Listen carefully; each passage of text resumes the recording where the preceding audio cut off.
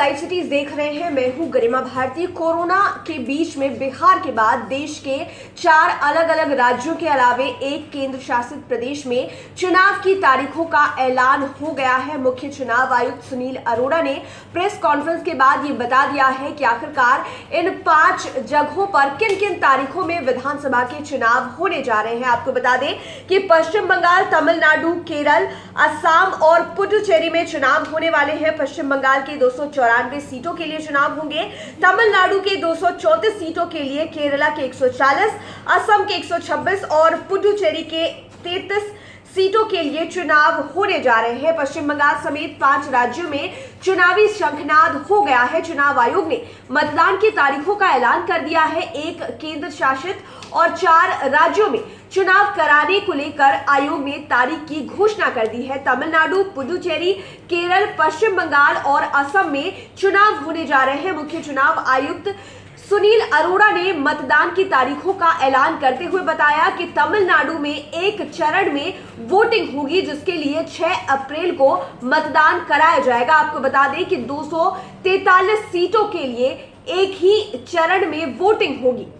वहीं पुडुचेरी में भी एक ही चरण में वोटिंग होगी, जिसके लिए 6 अप्रैल को मतदान कराया जाएगा। आपको बता दें कि 33 सीटें हैं पुडुचेरी में। वहीं केरल में भी एक ही चरण में वोटिंग कराई जाएगी। 6 अप्रैल को केरल में भी मतदान कराया जाएगा। असम में विधानसभा चुनाव 3 चरण में कराया जाने वाला है, जिसके लिए पहले चरण का मतदान 27 मार्च को, दूसरे चरण का मतदान 1 अप्रैल को और तीसरे चरण का मतदान 6 अप्रैल को कराया जाएगा।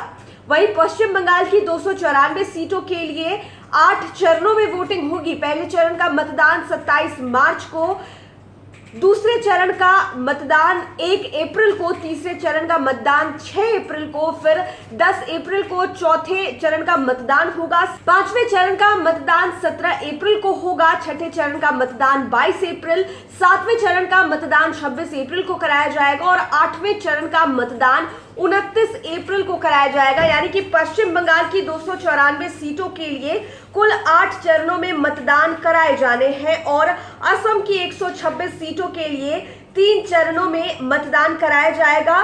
तमिलनाडु, केरल और पुडुचेरी की सीटों के लिए एक चरणों में ही मतदान कराए जाएंगे। और जिस तरह से बिहार में चुनाव कराए गए थे कोरोना काल के बीच में, उन्हीं सारे नियमों के साथ इन सभी जगहों पर भी चुनाव का आयोजन इलेक्शन कमीशन कराने जा रही है। सीआरपीएफ की तैनाती होगी और खास करके जो बूथ ज्यादा संवेदनशील होंगे वहां पर सीआरपीएफ की तैनाती मजबूती से की जाएगी। मतदान का समय 1 घंटे अधिक बढ़ा दिया गया है, क्योंकि कोरोना काल में अधिक सावधानी बरतने की जरूरत है। घर घर जाकर एक बार में 5 लोग ही प्रचार कर पाएंगे, जैसा कि बिहार चुनाव में कहा गया था। और नामांकन ऑनलाइन होगा, साथ ही साथ जमानत की जो राशि है वो भी ऑनलाइन जमा की जा सकेगी। यानी कि बिहार में जिस ढंग से चुनाव कराया गया था, ठीक उसी तरीके से इन सभी जगहों पर यानी कि पश्चिम बंगाल, तमिलनाडु, केरल, असम और पुडुचेरी में भी चुनाव होंगे। तो इलेक्शन कमीशन ने चुनाव की तारीखों का ऐलान कर दिया है। 5 अलग अलग जगहों के लिए